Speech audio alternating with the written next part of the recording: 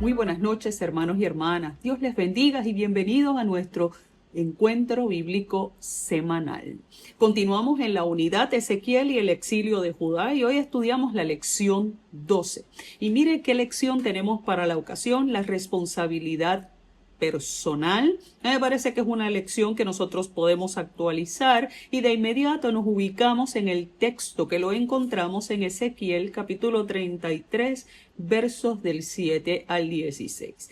En la lección pasada nosotros comenzamos a estudiar a Ezequiel y vimos su historia como mensajero de parte de Dios para el pueblo, que también miramos un momento muy difícil para él como ser humano. Sin embargo, en esta ocasión, usted se fija que en la lección pasada había un tiempo nuevo. Así que Ezequiel se inicia como centinela. Así es como usted lo va a ver en ese capítulo 33, iniciándose, entiéndase, como vigilante, como un profeta responsable de advertir al pueblo, a los creyentes de parte de Dios. Advertir sobre los peligros, sobre un juicio inminente y también, de la otra parte, sobre las oportunidades del arrepentimiento y las nuevas oportunidades de parte de Dios en ese arrepentimiento. Así que la generación a la que Ezequiel se dirigió recibió el desafío de asumir la responsabilidad de sus elecciones espirituales y de no intentar culpar entonces a Dios por su sufrimiento. La primera parte del capítulo 33, que es los versos del 1 al 7, pero si lo pudiéramos ver del 1 al 20, retoma la idea de comparar a Ezequiel con un centinela o atalaya de la responsabilidad individual y la necesidad de vivir el presente y dejar entonces atrás el pasado. Interesante. De vivir el presente y dejar atrás el pasado. Y tal como el atalaya es para la ciudad, Ezequiel entonces lo sería para los exiliados. Y eso significaría que sus mensajes serían equivalentes a las trompetas del atalaya, como lo dice los versos del 2 al 6 de ese capítulo, si usted le dio lectura o si usted le da lectura. Entonces, aproximadamente fueron 13 años después de la destrucción de Jerusalén. Ezequiel asumió su ministerio como un profeta de esperanza. El cautiverio no era definitivo, no era el tiempo final, y de esta manera el remanente regresaría sin duda a su tierra. Esa era la esperanza. Y entonces vemos cómo Dios cumple las promesas que le hizo a Abraham, que le hizo a David. Esto es parte del trasunto y del trayecto histórico, pero también del cumplimiento de su promesa al pueblo. Y fíjese que Ezequiel compara el ministerio de la persona temerosa de Dios y sensible a su verdad con la función del centinela de una ciudad, que se encuentra en un muro alto para advertir el ataque inminente de un enemigo. El centinela, si usted mira el significado, tenía la función de tocar la trompeta para dar la señal de peligro, de tal manera que los moradores pudieran prepararse para enfrentar cualquier ataque. Quien oyera la advertencia podía incluso tomar decisiones al respecto, despreciarla, y eso sería su responsabilidad. Pero la responsabilidad del centinela era explícitamente dar el aviso. ¿Usted sabe qué? El mismo principio se aplica hoy al testimonio cristiano en las predicaciones. No podemos responsabilizarnos de la respuesta de las personas al evangelio, pero sí somos responsables de anunciar las buenas nuevas. Lo voy a volver a repetir de la misma manera. Nosotros no podemos responsabilizarnos de las respuestas de la gente con relación al Evangelio de Jesucristo, pero somos responsables de anunciar las buenas nuevas de salvación. Nosotros podríamos repetir las palabras del Señor: no quiero la muerte del impío, como dice el verso 11, sino que se vuelva el impío de su camino y que viva. volveos, volveos de vuestros malos caminos.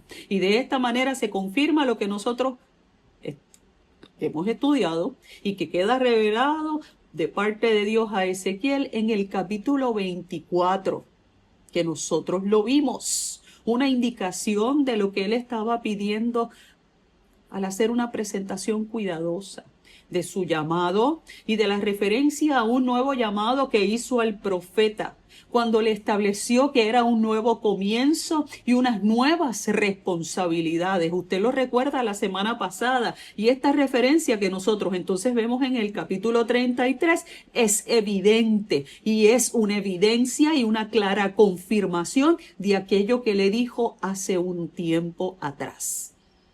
¿Qué nos queda claro en el estudio de estas lecciones, mis hermanos y hermanas? Que los profetas no son predicadores fogosos únicamente, ni tampoco son protestadores sociales, si esta palabra la podemos incluir en el argot.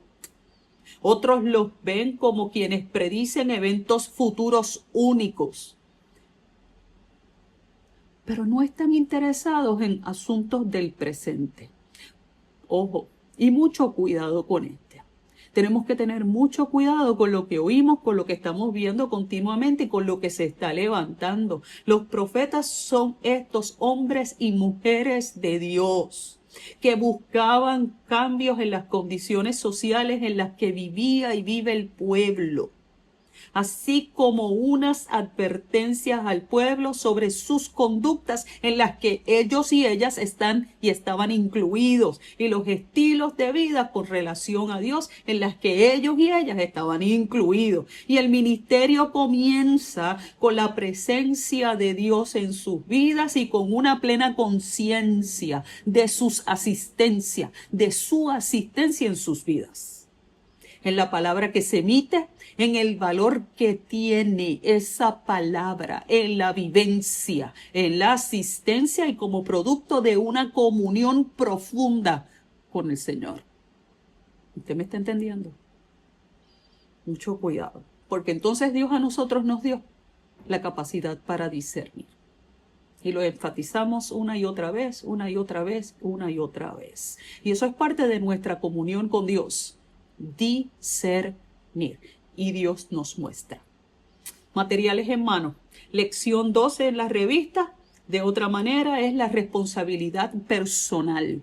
Y y yo nos ubicamos en Ezequiel capítulo 33, versos 7 al 16. Leamos de forma inmediata. A ti pues, hijo de hombre, te he puesto por atalaya a la casa de Israel, y oirás la palabra de mi boca, y los amonestarás de mi parte. Como cuando yo dijere al impío, impío, de cierto morirás, si tú no hablares para que se guarde el impío de su camino, el impío morirá por su pecado, pero su sangre yo la demandaré de tu mano.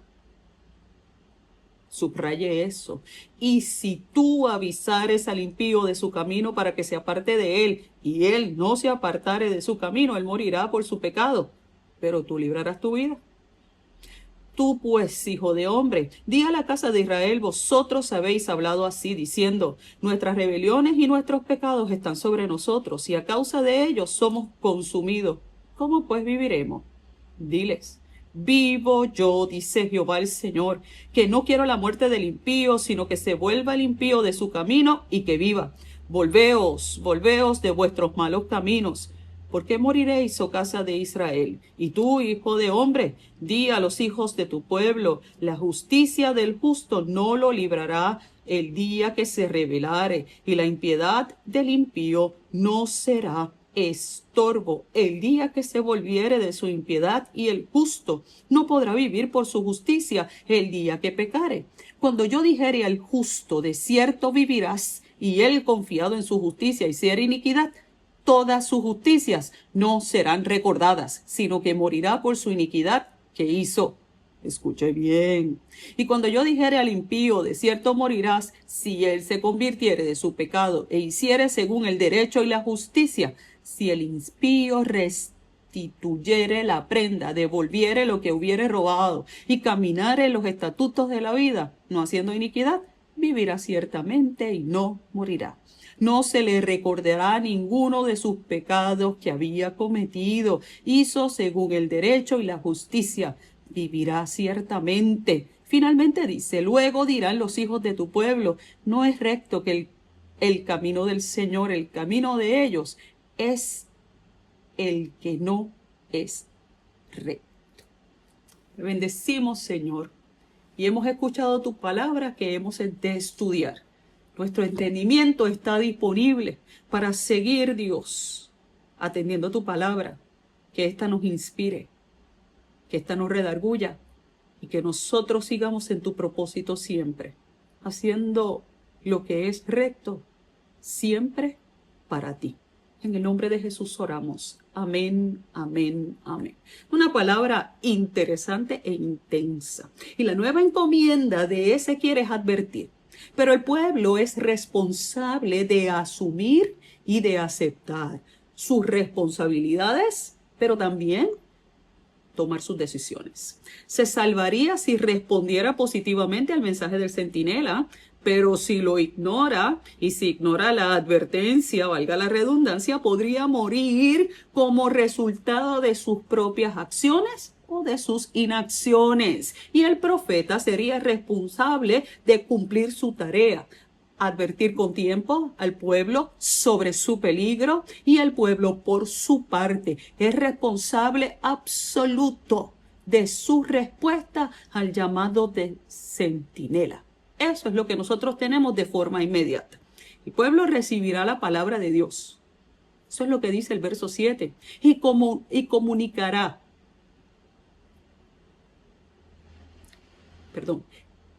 El profeta recibirá la palabra de Dios. Eso es lo correcto.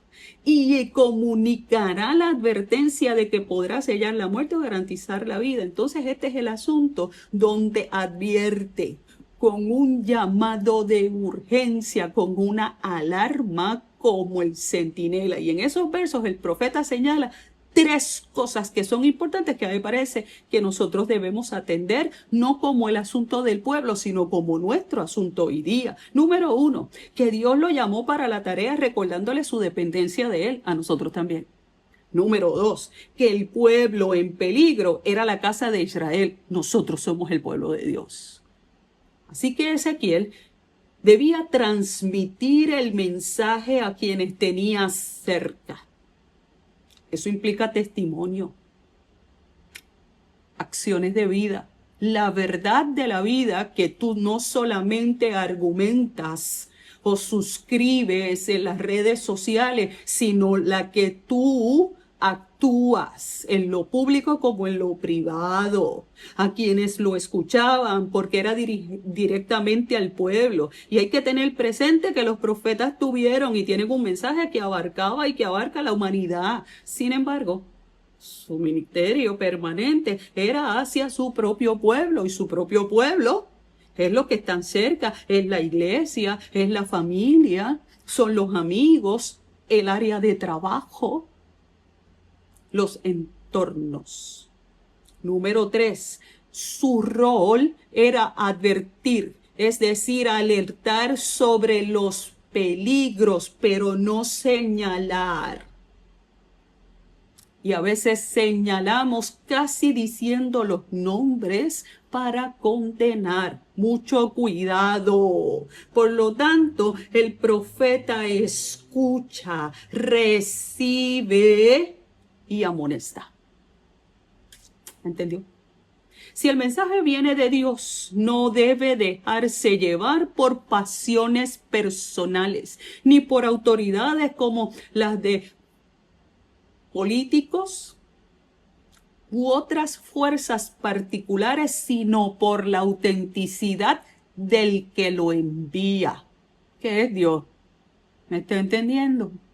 A partir del verso 10, Ezequiel responde a una posible disputa del pueblo sobre la certeza del juicio divino. Entonces viene el pueblo a querer verificar la autenticidad de ese supuesto mensaje. Nuestras rebeliones y nuestros pecados están sobre nosotros, y a causa de ellos somos consumidos. ¿Cómo pues viviremos? Cuestiona el pueblo. Y el asunto de esta de esta discusión, a mí me parece que ellos estaban tratando de justificar lo injustificable y entonces le cuestionan al profeta, esto es la justicia de Dios, no de forma abstracta, sino de manera dinámica. Hay que cambiar porque Dios provee la salvación para ellos. Es lo que le está diciendo el profeta, te está dando salvación sin saber finalmente, ¿verdad? Lo que era esto de la salvación que lo vemos en el Antiguo Testamento. Por un lado, reconocer el pecado y los estilos de vida que por supuesto tienen consecuencias, y por otro, llegar a las justificaciones, pero con pesimismo. Es que esto me pasa a causa de aquel, esto me pasa a causa de aquello, es que esto me pasa a causa de aquello, y la culpa siempre va a ser huérfana. Y el profeta les afirma entonces con un detente al reclamarle, somos consumidos. Todo es culpa de Satanás y todo es culpa de los demás. Y como la respuesta al cinismo o al pesimismo que manifestaba Israel cuando hablaba un diseño de la desesperanza, el Señor saluda con una doble prueba de su buena voluntad. Él desea que los hombres vivan, pero esa vida solo es posible por medio del arrepentimiento. Yo no estoy maldiciendo, yo no estoy juzgando para exterminar, yo no estoy destruyendo. Vivo yo, dice Jehová el Señor, que no quiero la muerte del impío, sino que se vuelva el impío de su camino y que viva.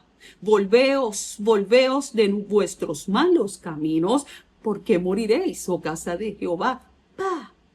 Si percibimos entonces la afirmación, mi hermano y mi hermana, está formulada como un juramento, como un juramento. Dios no quiere, no le interesa la muerte del pecador. Es claro, sino que se vuelva el impío de su camino y que viva. Entonces volvemos. Dios no se alegra con la muerte de las personas malvadas, ni tampoco disfruta de la destrucción de las naciones infieles. ¿Le quedó claro?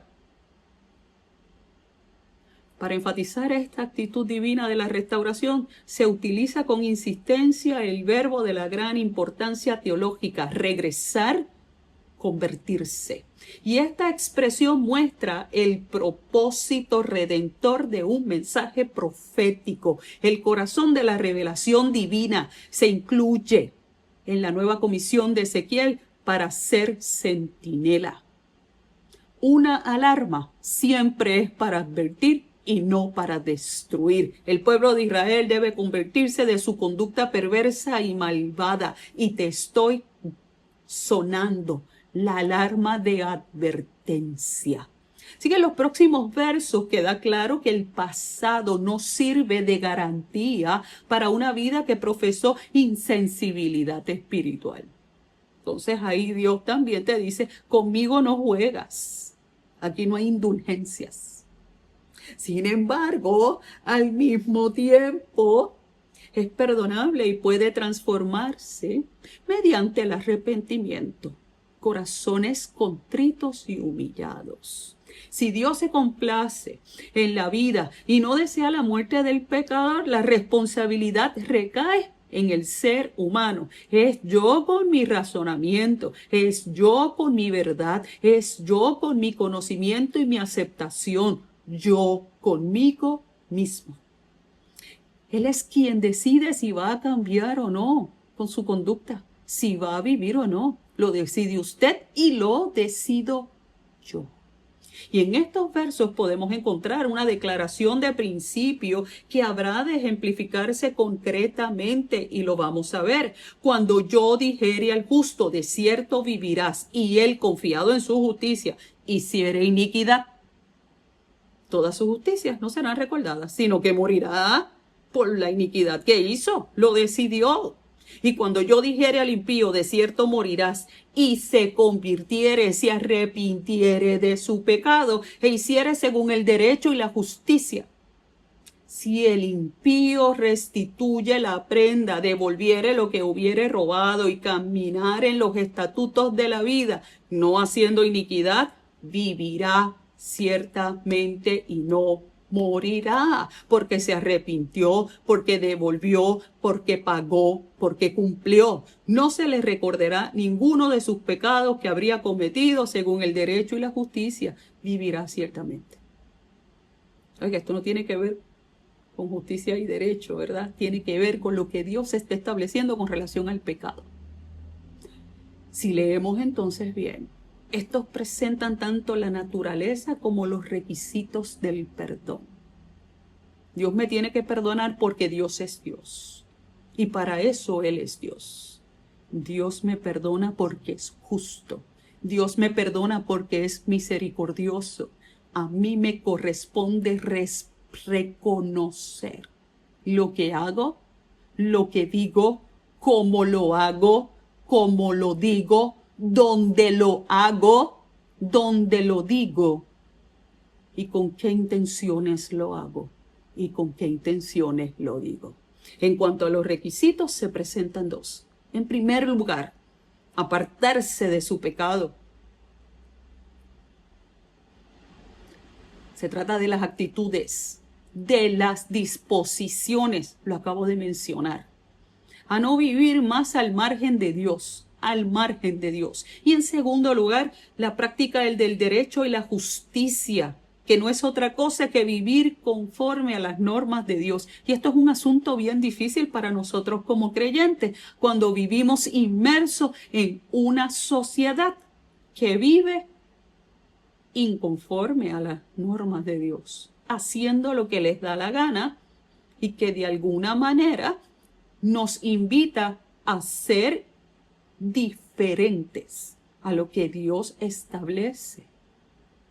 Somos nosotros los que somos anormales, según la sociedad. Pero conforme a Cristo, yo quiero vivir según Cristo. Y el verso 16 en específico presenta la naturaleza del perdón. A mí me parece que la lección es extraordinaria si nosotros lo podemos desmenuzar de esta manera. No se le recordará ninguno de sus pecados. Dios responde a la actitud del hombre, entiéndase ser humano, limpiándolo de toda su maldad y no recordando sus pecados anteriores. Dios responde.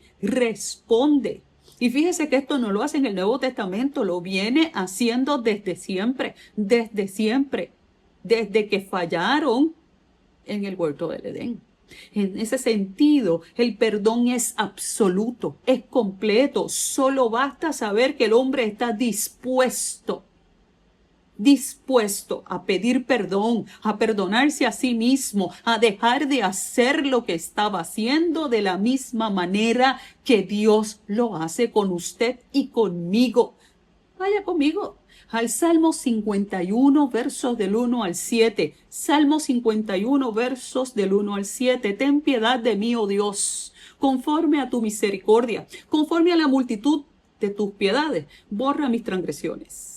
Lávame más y más de mi maldad y purifícame de mi pecado, porque yo reconozco mis transgresiones y mi pecado está siempre delante de mí. Contra ti solo he pecado y hecho lo malo delante de tus ojos, para que seas reconocido justo en tu sentencia y tenido por puro en tu juicio.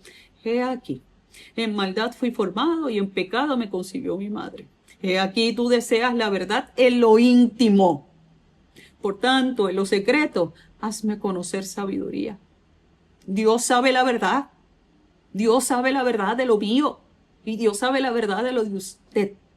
Sin embargo, hay una expresión de súplica. Purifícame con hisopo y seré limpio. Señor, mírame y ayúdame, límpiame. Es ese ejercicio donde reconozco lo que estoy haciendo mal. Purifícame con hisopo y seré limpio. Lávame y quedaré más blanco que la nieve. Y esto establece que una vez que el ser humano se aleja del pecado y se acerca a Dios, así como el autor lo afirma, ciertamente vivirá. Insiste entonces Dios en que los labios del profeta, que a mí me parece que la pertinencia del texto toca la puerta de nuestro corazón hoy. Mis hermanos, la pertinencia del texto hoy toca la puerta de nuestro corazón con todas las invasiones que estamos teniendo.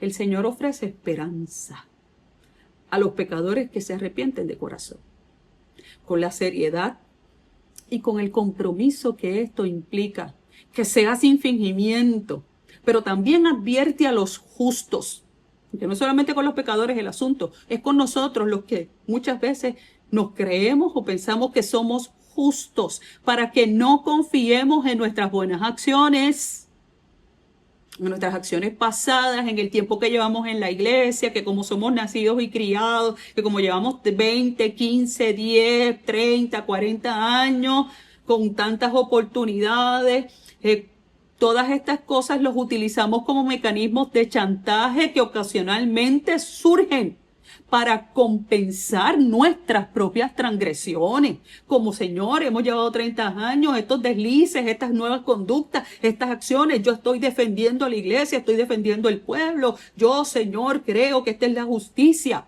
Mucho cuidado. Dios no requiere de nuestros currículums. A Dios no le interesa nuestros currículums. Tampoco de nuestras acciones. Porque nosotros ni sabemos más que Dios, ni somos más poderosos que Dios, ni nosotros tenemos una visión sobre Dios, ni una misión sobre Dios. Nosotros tampoco en las iglesias tenemos temporadas, ni colaboraciones, ni liderazgo. Confiar en las buenas acciones del pasado no puede servir de excusa para llevar un estilo de vida tampoco pecaminoso. Romanos 6:23, porque la paga del pecado es muerte, pero la dádiva de Dios es vida eterna en Cristo Jesús, Señor nuestro.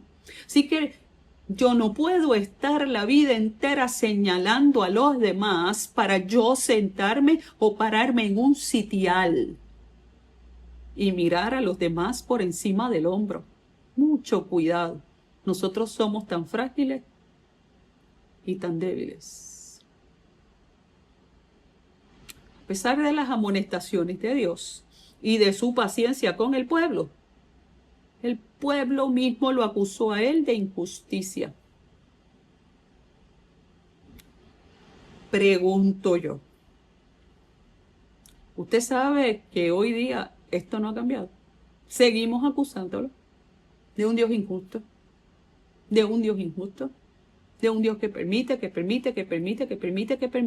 porque no conocemos el texto y no conocemos la verdad, porque nos parece que Dios todo lo tiene que entender a nuestra manera. Y hacemos responsable a Dios de todo cuanto ocurre de manera consciente y directa y de manera indirecta e inconsciente. Ahora bien, en cierta forma no podemos responsabilizarnos de las respuestas de las personas al Evangelio como comenzamos.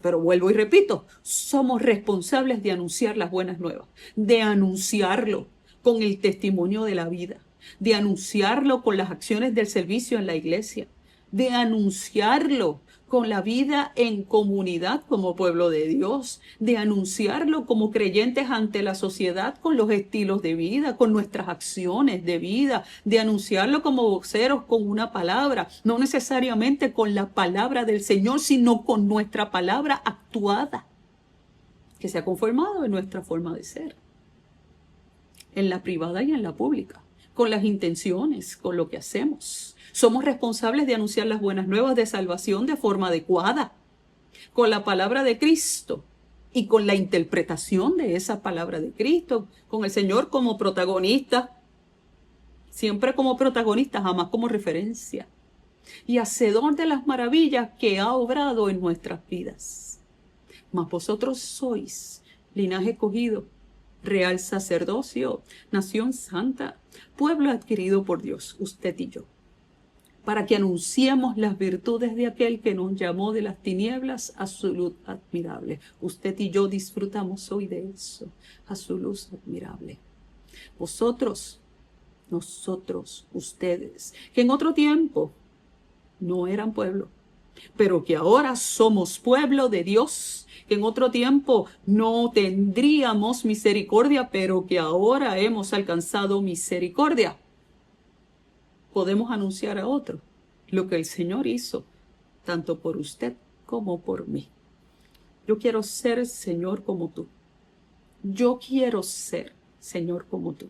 Yo quiero ser un vaso de tu amor. Dios, quiero ser como tú. Que así nos ayude el Señor.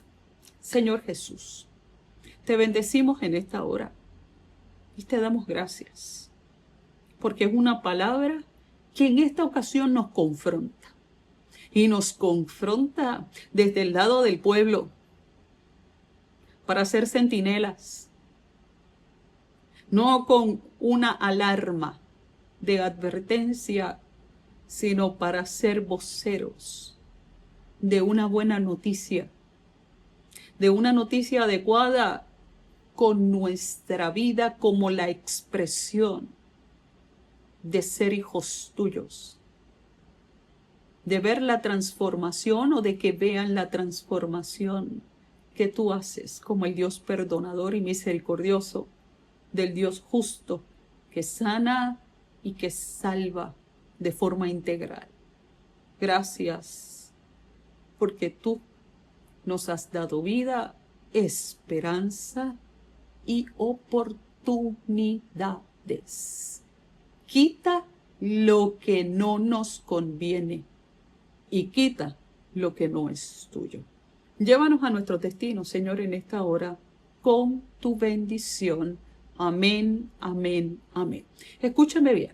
La próxima semana celebramos Acción de Gracias, así que no nos reunimos. Sin embargo, el próximo 4 de diciembre, el próximo jueves 4 de diciembre, nos reuniremos vía Zoom. Así que esto es de forma, por la plataforma Zoom. Y eso implica que damos la clase en vivo y que usted puede participar. Si usted es de los que nos está viendo por estas plataformas digitales, usted está invitado para que se incluya y para que usted pueda entrar, ¿verdad?, al formato de nuestra iglesia y pedir, ¿verdad?, el Zoom meeting para que pueda entrar y pueda participar y compartir con nosotros. Para nosotros va a ser un honor que usted pueda tener esta clase en vivo y poder colaborar, compartir, disfrutar con nosotros de la lección 14, las Sagradas Escrituras. Lección 14, las Sagradas Escrituras, Salmo 19, del 7 al 13, segunda Timoteo 3, 14 al 17. Las Sagradas Escrituras. Nos vemos el próximo 4 de diciembre vía Zoom. Estás cordialmente invitado y te aseguro que lo vas a disfrutar porque vamos a compartir en vivo. Hasta luego. Dios te bendiga.